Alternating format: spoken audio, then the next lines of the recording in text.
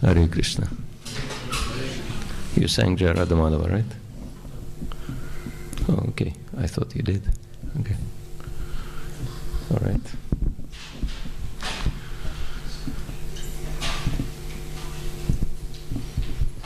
Or can you follow with harmonium? Yeah, okay. Yeah.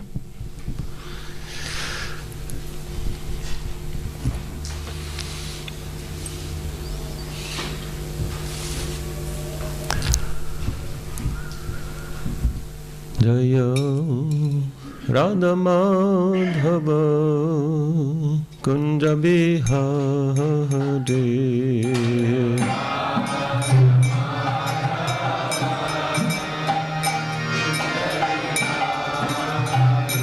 Jaya Radha Madhava Kunja Bihari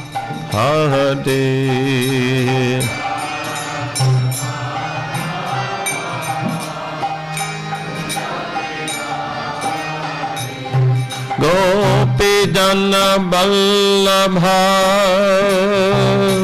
Girivardhari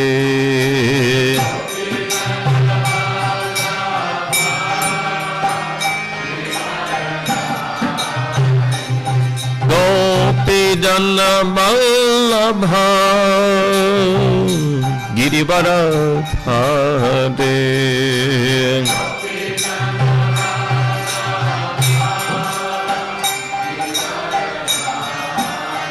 Yashoda Nandana Braja Janaranjana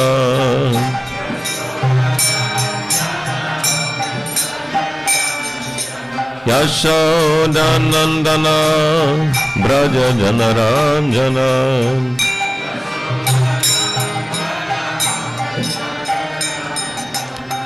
Yamuna Tira Banachare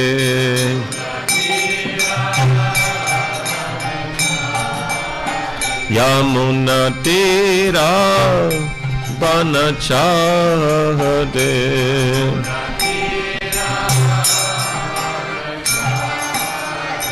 Jaya Radha Madhava Kunja Bihari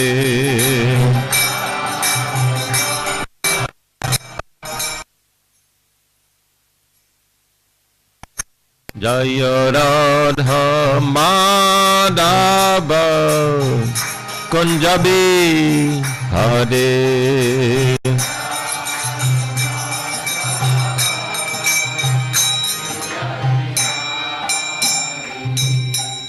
Jai Shri Shri Radha Madhava Shri Shri Radha Gopinath Ki Jai Shri Shri Jagannath Bhadrav Subhadramai Shri Shri Gaurnitai Ki Jai Navang Grace Bhakti Vedanta Swami Srila Prabhupada Ki Jai Skongro Brinda Ki Jai Samaveta Bhakta Brinda Ki Jai. All glories to the assembled devotees, all glories to Shri Guru and Shri Gauranga.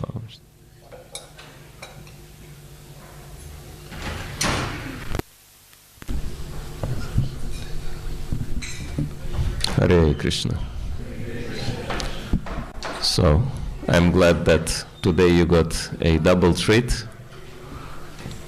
The new darshan of Lord Jagannath, and Jagannath's really shining this morning. I think he's very happy to be back on the altar. And Shri Prahlad Prabhu's Kirtan. Haribo. And so, this is the proof that there is no loss or diminution on the path, even though we got stuck on the way in trying to find our path around the marathon blockages. But it was advantageous. So we continue reading from the 10th canto of Srimad Bhagavatam, chapter 4, the atrocities of King Kamsa. And we continue with text 31, going to text 35, which is on the board because it's with the purport. Hamagyantimirandasya gyanandana salakaya chakshuranmilitam yana tasmai shigurave namaha Shri Chaitanya manobishtam stapitam yena bhutale swayam rupa karammayam dadati swapadantikam manchaka patarubhyascha kripa sindhubhavacha patitanam pavanepyo vaishnavepyo namo namaha nama Om Vishnaparaya Krishna Pristhaya Bhutale Srimati Bhakti Vedanta Swami Nitinamine Namaste Saraswati Devi Gauravani Pracharine Nirvishesha Shunyavadi Paschatya Deshatarine Jai Shri Krishna Chaitanya Prabhu Nityananda Sri Advaita Gadadhara Shiva Sadi Gaur Bhakta Vrinda Hare Krishna Krishna Krishna Hare Hare Hare Rama Rama Rama Hare Hare Bhutay Mahat Priyay Mahapuro Vibhur Nirmaya Kshetaya Damusha Purusha Bhungte Gunan Sadasa Sadasatmaka Ilang Krishishta Bhagavan Vachamsi Me Om Namo Bhagavate Vasudevaya Om Namo Bhagavate Vasudevaya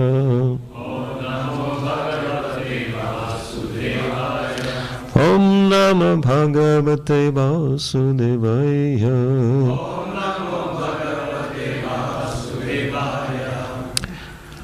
So I'll read the first 4 texts and then we can chant text 35 responsively. Evam chet tarhi bhojendra puragrama vrajadishu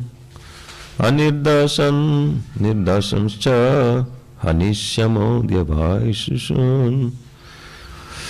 Translation. If this is so, O king of the Bhoja dynasty, beginning today we shall kill all the children born in all the villages, towns and pasturing grounds within the past 10 days or slightly more. Kim ujjamai karishanti deva samara pirava nityam udvigna manaso jagosai tanushastava. The demigods always fear the sound of your bowstring. They are constantly in anxiety, afraid of fighting. Therefore, what can they do by their endeavors to harm you? Asyataste sharabratai hanyamana samantata jijivishava utsrija palayana parayayo. While being pierced by your arrows, which you discharged on all sides, some of them who were injured by the multitude of arrows, but who desired to leave, fled the battlefield, intent on escaping. Kechit pranjalayo dina niyasta shastra divokasha mukta gacha shikha kechit Vitasma itipadina. Defeated and bereft of all weapons, some of the demigods gave up fighting and praised you with folded hands, and some of them appearing before you with loosened garments, and has said, "O Lord, we are very much afraid of you." And so text 35, let's chant responsively. Natvam vismrita shastrastran Natpam vismrita shastrastran Viratan bhaya samritan Viratan bhaya samritan Hamsyanya sakta vimukhan Hamsyanya sakta vimukhan Bhagna chapan ayudhyata Bhagna chapan ayudhyata Natvam vismrita shastrastran Virattan bhaya sambritan Kamsyanya sakta vimuktan Hamsyanya sakta vimukhan Bhagna chapan ayudhyata. Okay, please. Anyone? Natvam vismrita shastrastan Viratan bhaya sambritan Hamsyanya sakta vimukhan Bhagna chapana yudhyata.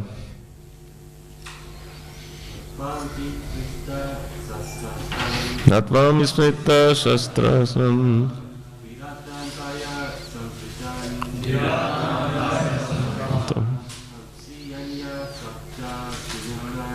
Hamsyanya sakta vimukhan Bhagna chapana yudhyata. Any ladies? Natvam vismrita shastrastran Viratan bhaya sambritan Hamsyanya sakta vimukhan Bhagna chapana yudhyata.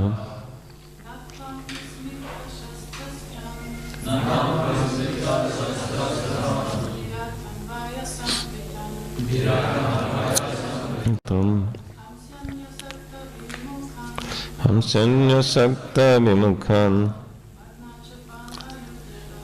Bhagna chapana yudhyata. Demoniac words are even hard to repeat, right? Synonyms: na, not; tvam, your majesty; vismrita shastrastran, those who have forgotten how to use weapons; virathan, without chariots; bhaya sambritan, bewildered by fear; hamsi, thus kill; anya asakta vimukhan, persons attached not to fighting but to some other subject matter; bhagna chapan, their bows are broken; ayudhyata, and thus not fighting. Translation purport by His Divine Grace A.C. Bhaktivedanta Swami Srila Prabhupada Ki Jai.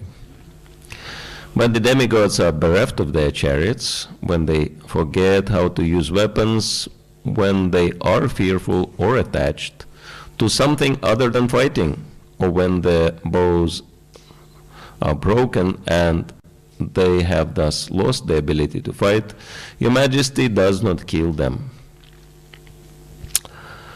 Purport: there are principles that govern even fighting. If an enemy has no chariot, is unmindful of the fighting art because of fear, or is unwilling to fight, he is not to be killed. Kamsa's ministers reminded Kamsa that despite his power, he was cognizant of the principles of fighting, and therefore he had excused the demigods because of their incapability.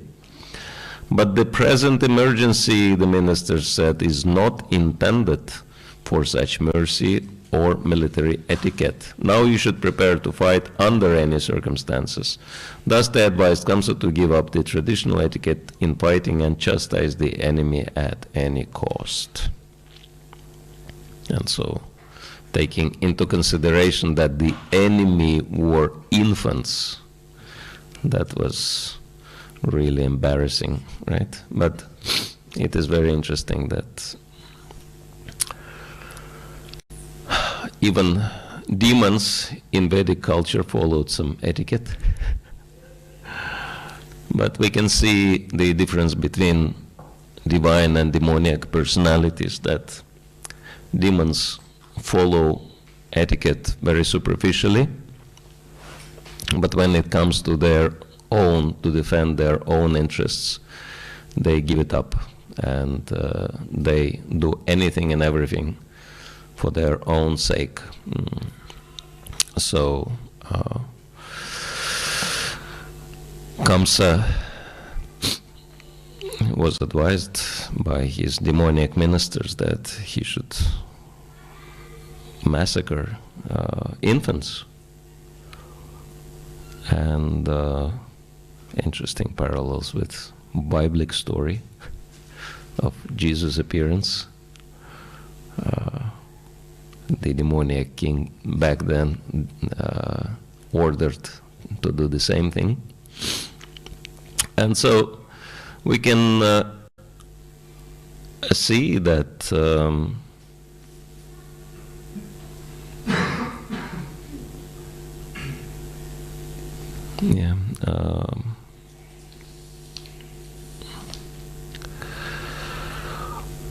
the demoniac behavior from here very clearly Bhagavad Gita is describing in the 16th chapter very elaborately who are the demons, pravrittim cha nivrittim cha janana vidurasura, that demons, they don't know what should be done and what should not be done, and they don't have good character, and they don't behave properly, and this is of course very improper behavior. And it is very easy to understand that demoniac behavior is based on self-centeredness, that they can follow some culture, some etiquette, but when the question comes to defend their interests, they can do it at any cost. Of course, in modern times we have seen very interesting example of Nazis who also massacred children and women and anyone and everyone. It was called genocide. They were trying to eliminate certain species of human life, certain races. And so the idea was very demoniac, that we are the superior race, and that's why we are the only ones who have right to exist, and all the inferior races have to be eliminated. And that's why they never stopped at any atrocity. But interestingly enough, they were thinking themselves to be Aryans, and best of all people. And some historians say that one of the closest Hitler's allies was always carrying Bhagavad Gita with him. And so they believed that what they do is Kurukshetra. And Hitler is another incarnation of Krishna. So that's a very interesting lesson from history. Many times we think Hinduism is very peaceful, but we can see a very interesting example that when Vedic ideas are in the demoniac hands, what can happen, right? That's why Vedic standard was not to give knowledge without any discrimination, because the misuse of knowledge can be very dangerous. And so we can see here that Kamsa also has Vedic knowledge, and he preached. Kamsa is a good preacher, is it not? He preached to Devaki and Vasudeva so expertly that you're not the body, so you should not be attached to the results of your action, and you should not lament about your children being killed by me, because this is your karma. Right? So this is demon. Very good in preaching, knows Vedic philosophy and follows Vedic etiquette, but does that for his own sake, right? And is surrounded by the same type of people. So, and I think the most important point for us is to learn this lesson from history and not follow Kamsa's path, not become like Kamsa, because of all types of demons we can see that Vedic demons are the worst because they have knowledge and they have certain powers, and so they can create a lot of disaster. And that's why Srila Prabhupada was stressing that this movement is not really meant to produce armchair philosophers, but people of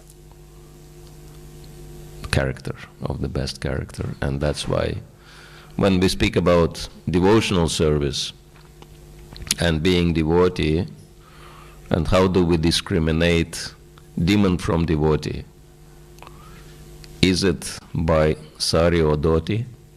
I mean, Kamsa and his allies were also wearing dhotis, right? Didn't make them into devotees, though. And that's why when Srila Prabhupada was asked, how do we know that someone is your disciple or your follower? What did Srila Prabhupada responded? That my real disciple is a perfect gentleman, referring to qualities, not to external features. And we can see that this is exactly what's lacking in demons, gentleman behavior. They are not gentlemen by any stretch of imagination. They are ruffians. And they are very selfish. They only think about themselves. And therefore, when Krishna is describing devotees in Bhagavad Gita, chapter 12, he explains what does it mean to be a devotee, what does it mean to be dear to him. He speaks about very important qualities. And what are the qualities? Actually, everything Bhagavad Gita explains is very systematic and very scientific, and it gives quite long list of qualities, about 31, I think, from my count. Some of them are repeated, so sometimes it's a little difficult to count. But it appears that there are 31 distinct qualities mentioned in chapter 12. Adveshta sarvabhutanam maitra karunaivacha nirmamo nirahankara samadukka sukhakshami santushta satatam yogi yatatmadrita nishchayaha. So list continues like that. But it is very interesting how these qualities are organized. Let's look at the first three. Adveshta sarvabhutanam, which means having no hatred or enmity towards any living entity. So being positively disposed towards anyone, even towards those whom we can consider our enemies, right? And why devotee has no enemies? The reason is very simple. Devotee has no selfish motivations in life, and that's why he have no reason to fight with anyone for anything. Right? Devotee doesn't consider anything to belong to him, and that's why he has no enemies, right? And second one is Maitra. What does it mean? To be friendly. Like Srila Prabhupada's disciple, late disciple, Mula Prakriti, Devi wrote a wonderful book, Srila Prabhupada, the friend of all. And she described how Srila Prabhupada befriended everybody with his behavior, because he was a perfect devotee. So he could make friends with everyone. And we can see these examples in scripture. Narad Muni, he is friends with everybody. He is, what to speak of devotees or ordinary people, he is friends even with Kamsa. Kamsa hates demigods. He is fighting against Krishna, but he is always happy to see Narad Muni. When Narad Muni comes, Kamsa has great reception for him. Why? Because Narad Muni is understanding Kamsa's mind, and he is encouraging Kamsa. He's inspiring Kamsa in his demoniac ways.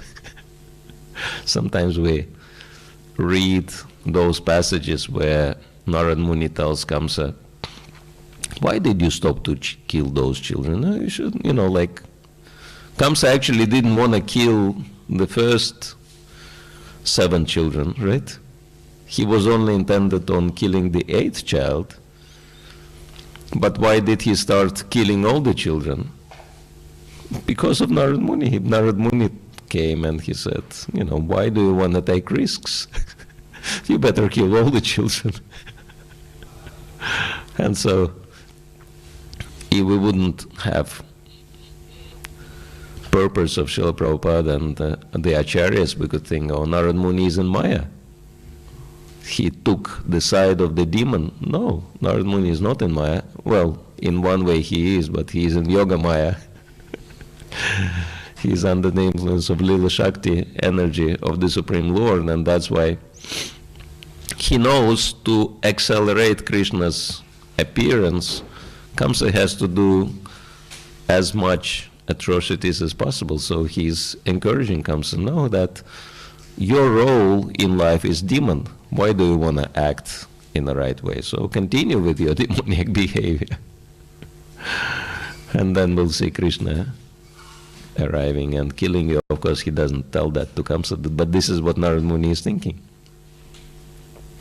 So, but he is acting in such a way that he can find common language and befriend even such a demon like Kamsa, which is interesting.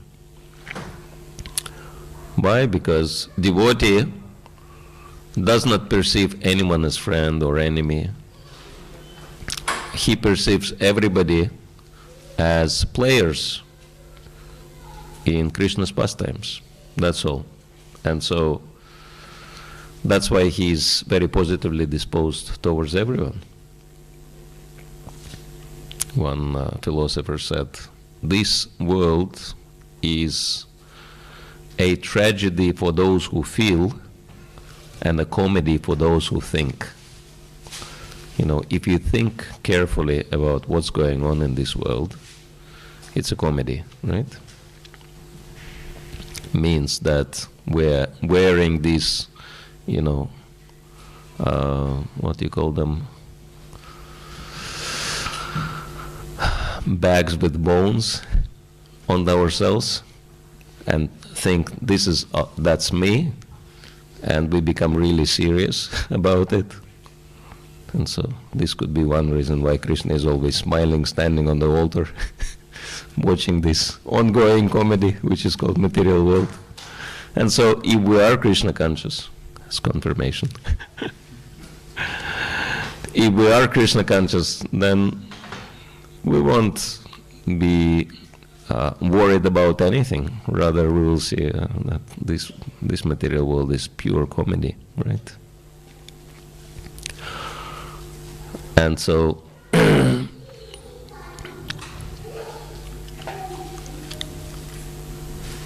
and I am sometimes also acting like a comedian when I'm taking things seriously, and so I'm also deserving to be laughed at, and so it's better that people are laughing at me than crying over me. Right. And so Narad Muni is not worried about demons. He can make friends with any demon. That's the qualification of a devotee. And of course, pure devotee we're talking about. And then karuna, compassion. Devotee is compassionate towards all, and he's trying to help everybody. And we can see that the tendency to be negatively disposed or envious of, whom do we normally envy in this material world? Towards whom our envy is directed? Towards those who are better than us, right? Towards those who are higher than us, right? In any respects. Or why he has more money than me, why she is more beautiful than me, why they are more respected than me, etc., etc., right? All these advantages become causes of envy. But if someone knows how to perfectly relate to anyone above, he will have no negativity. And with whom shall we make friends? With those who are equal, right? And towards whom shall we show compassion? Towards less fortunate. And so from the start, when describing these qualities, what does it mean to be a devotee, dear to Krishna? Krishna says, one who can perfectly relate to seniors, equals, and juniors, right? And then only after that comes nirmama, nirahankara, right? Nirmama means not holding onto anything, right? Not considering anything to be my property, to have no attachments. That's only possible if one has perfect relationships with everybody. Only then one can become free from all attachments. And nirahankara, that's even deeper, right? Ahankar means false ego, right? Or considering myself to be something in this material world, have pride of, becoming special personality, right? Everybody thinks that I am special. Of course, we are special, like everybody else. Everybody is unique, and so we are no more unique than other people, but false ego makes us think that we are. And so we can become free from ahankara only after we become free from attachments. And then samadukha sukha kshami, right? Then we can become equiposed in happiness and distress, and santushta satatam yogi, right? Then always satisfied. So this is how devotee is, always satisfied and happy, and having perfect relationships and having no attachments. And so actually Prabhupada stressed, the lists are varied from one place to the other. Most common list of 26 qualities is given in Chaitanya Charitamrita, and Srila Prabhupada often referred to that specific list given by Lord Chaitanya Mahaprabhu. But if you compare the lists, they're very similar, right? Only maybe some qualities are added in some places, but basic list is the same. And Srila Prabhupada was stressing in one class, he was saying that these 26 qualities of a devotee are so important that devotees have to put them on a poster and place them in some visible place in the temple to make sure that everybody knows this is our goal, this is what we want to achieve in terms of spiritual development. This would be the achievement, right?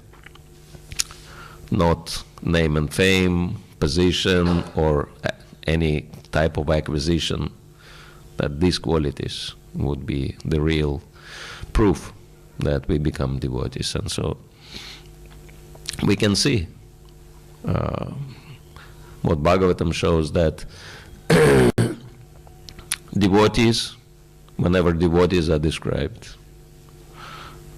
or depicted in Bhagavatam, there are always people of these wonderful qualities, and whenever demons are described, they have opposite qualities, right? Dambho, what's that? Dambho, Vimanam Cha, what does 16.4 says? Forgetting Sanskrit. Anyway, it's pride, deceit, and all the other qualities. They belong to demoniac class of people. And actually it's very interesting why chapter 16 describes who the demons are and how demons even think. Ishvaroham, aham bhogi, sitoham, balavan sukhi, etc.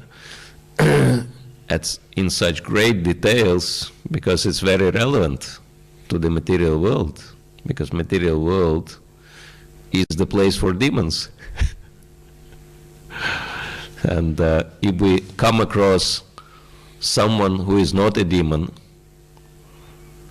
that's so rare. That's why devotees are so rare, and that's why Srila Prabhupada was so concerned about every single devotee who joined this movement, because devotee means at least 1 out of 1,000. This is a minimal ratio, and so Srila Prabhupada was very much interested in preserving those devotees who join this movement and making sure that they are fully satisfied in their practices of Krishna consciousness. And so that's why he was using the, I think it's coming from him, right, the proverb, charity begins at home. And he was very much interested in taking care of those devotees who already joined the movement, and he wrote a famous boiling the milk letter, and actually he repeated that number of times, that we should make sure that those devotees who already joined are fully taken care of and trained, and they're fully happy in their Krishna consciousness, and then naturally it will be organic growth. But somehow, you know, the mood was always expand, expand, and expand. And I was actually mentioning one time that before Srila Prabhupada left his body, he had one very, very big concern. And he was telling many devotees, please do not make me another Alexander the Great. Because Alexander the Great conquered many, many lands, but then because he didn't have the system in place to ensure that there is a proper what do you call it, proper care of the places he conquered. Then after he moved on, the population of those places being dissatisfied, they rebelled, and everything went back to square one again. So he was losing. He was conquering the lands in front of him, and he was losing all the lands behind his back. And so Srila Prabhupada was very much concerned about it, that we do not become like that. Because, you know, it's like, what's the use of gaining and losing, gaining and losing, gaining and losing, right? And so that's why quality. I think this is the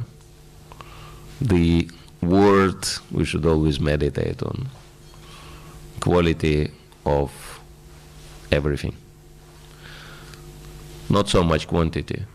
Because we can see that even in business, when there is a focus on quantity, then quality goes down automatically, right?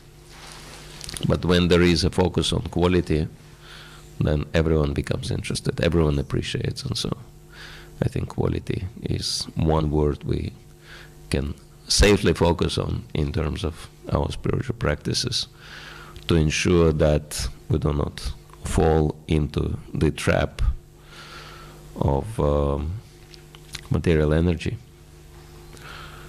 and become diverted from our goal. Hare Krishna.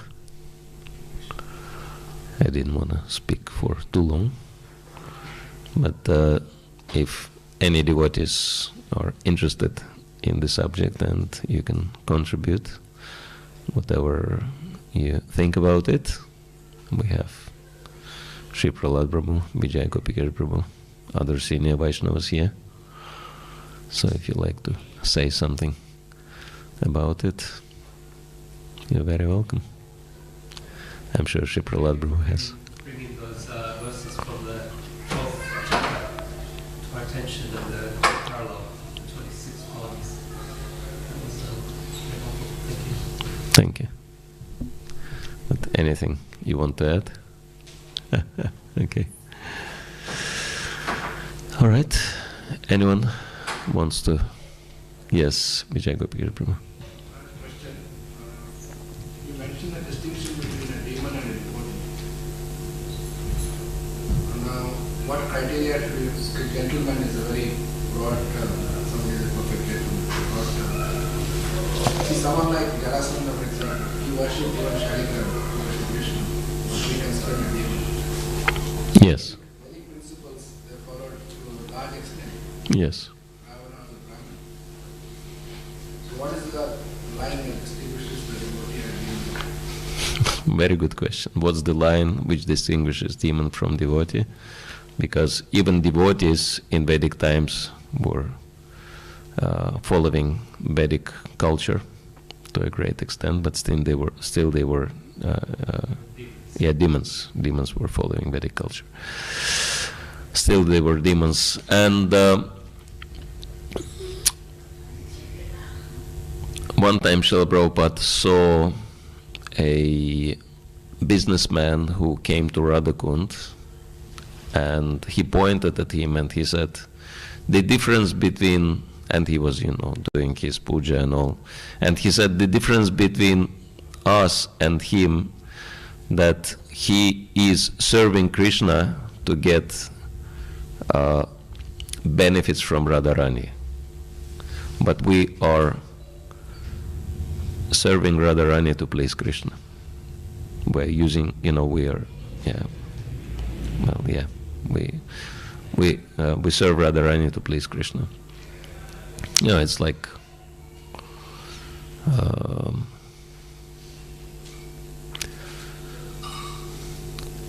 Sita Devi, Ravana kidnaps Sita Devi, right, to enjoy. But Lakshman is taking care of Sita Devi and protecting her. So he's serving Sita to please Lord Rama. And so this is the basic difference. What's the mentality? We can do the same thing demons and devotees can do the same thing, but the goal is different, that devotees do whatever they do to please Krishna, and demons, they want to use Krishna to please themselves, or to use anything connected to Krishna. And Srila Bhaktisiddhanta Saraswati was calling it cracking nuts using Shalagram Shila, cracking nuts with Shalagram. And he was telling the story that one pujari, he was paid brahmana. He was serving one rich man. Rich man didn't have time to worship Shalagram Shilas, so he hired one brahmana to worship those Shalagram Shilas, and he gave him a pack of shelled nuts in the shell.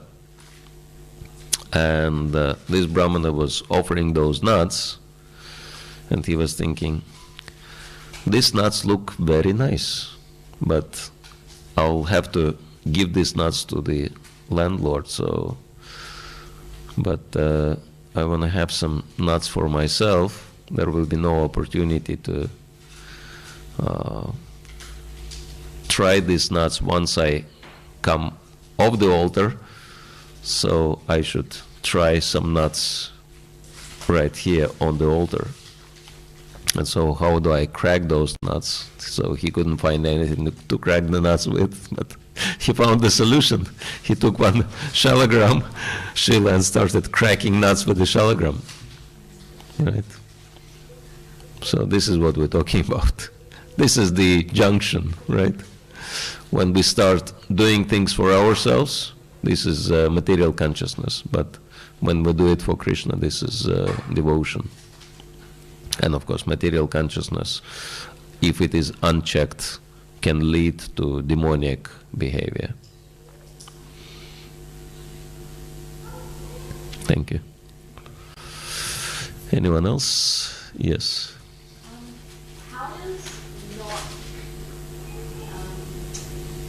How does not accepting when somebody offends a spiritual master or another devotee, how does that not accepting that or standing up for when that happens fit in with being a perfect gentleman?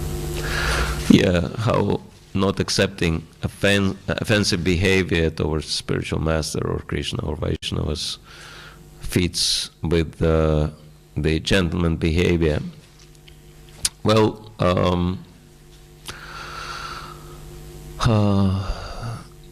we should stop offenders. And Vedas are describing that different categories in human society use different means to stop the offenders. It says that Shudra, if he hears the offenses, he has to commit suicide. Vaishya has to make an excuse and leave. Kshatriya has to physically punish the offender, but Brahmana has to use spiritual knowledge to help one to overcome the ignorance. And so we can understand that Srila Prabhupada was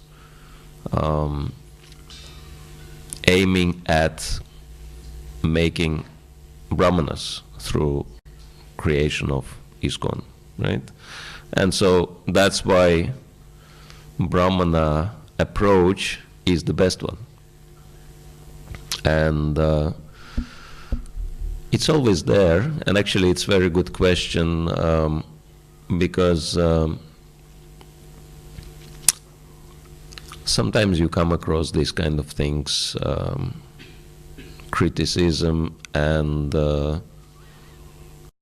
which is of all types of useless talks, which are defined as prajalpa in Vedic culture.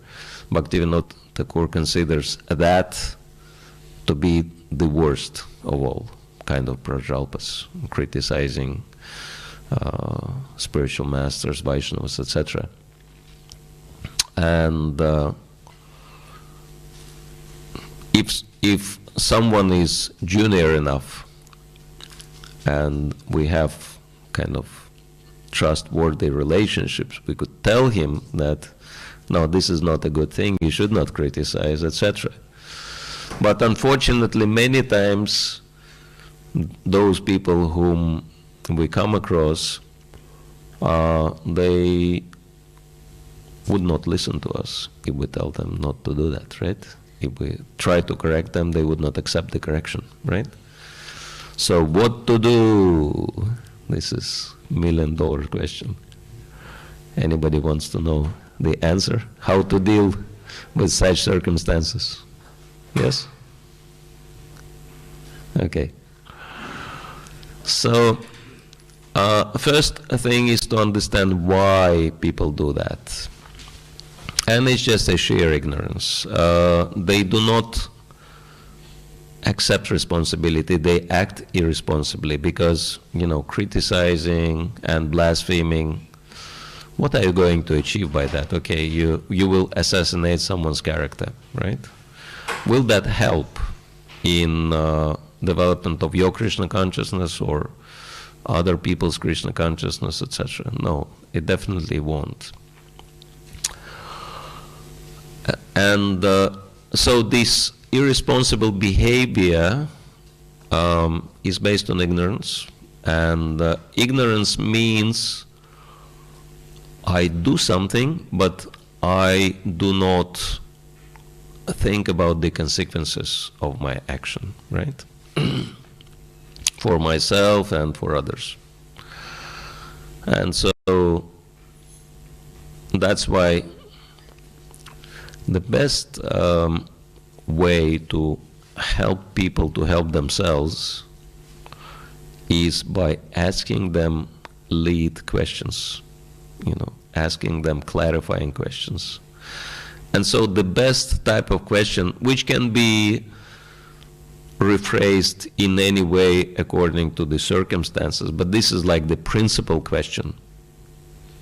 You can ask anyone who is criticizing just to, bring them back to their senses without spoiling the relationship, without straining your relationship, right?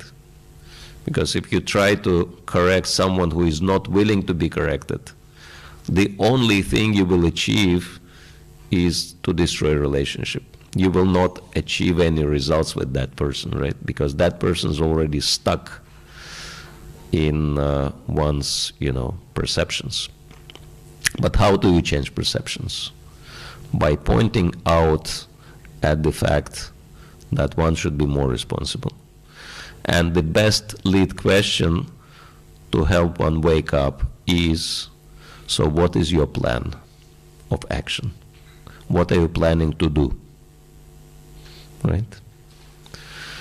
And so then they may share their plan if they have, and then you can still ask further questions to check the validity of the plan and effectiveness of the plan, right? So in this way you can help the person with the reality check without, kind of imposing, something artificial. So we can say that's within the category of gentleman, approach.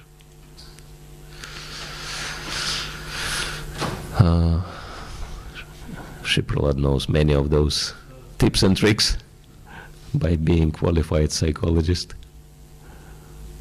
Any other type of approach? But maybe any other way how to respond in that circumstance? I would like to, I was just appreciating the approach you've suggested, and I think it's a good idea to leave it at that, so that we can focus on one effective approach for the time being. Okay. Thank you. All right. Anyone else? Yes, bro. You talked about the qualities. You said said, how Prabhupada said we should post those qualities on the walls of the temple to imbibe those qualities. I also heard devotees say that one should not artificially try to mimic those qualities, then they become material. So the real qualities will manifest automatically by doing devotional service, and those are actually spiritual. So could you clarify on that? Yeah. Actually, we do many things in Krishna consciousness kind of artificially. There is a proverb, fake it until you make it. And I think we do a lot of that. You know, sometimes when someone says or does something which does not make us really happy, we want to tell the person what we really think about this kind of behavior, but we may, restrain ourselves and pretend, just let it pass, pretend that, okay, it's fine, nothing happened, right? So it's kind of, we can say it's artificial, we're not being sincere, but it's better to be artificially polite than, sincerely offensive.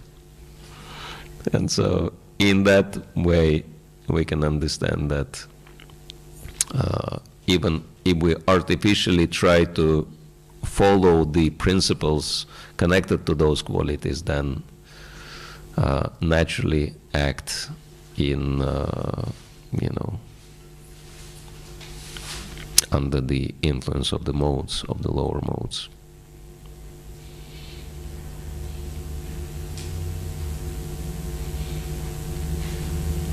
All right. So I think we should stop here. Thank you all very much for your kind attention. Grantaraj Srimad Bhagavatam ki jai, Srila Prabhupada ki jai, Nitai Gaur Premanande.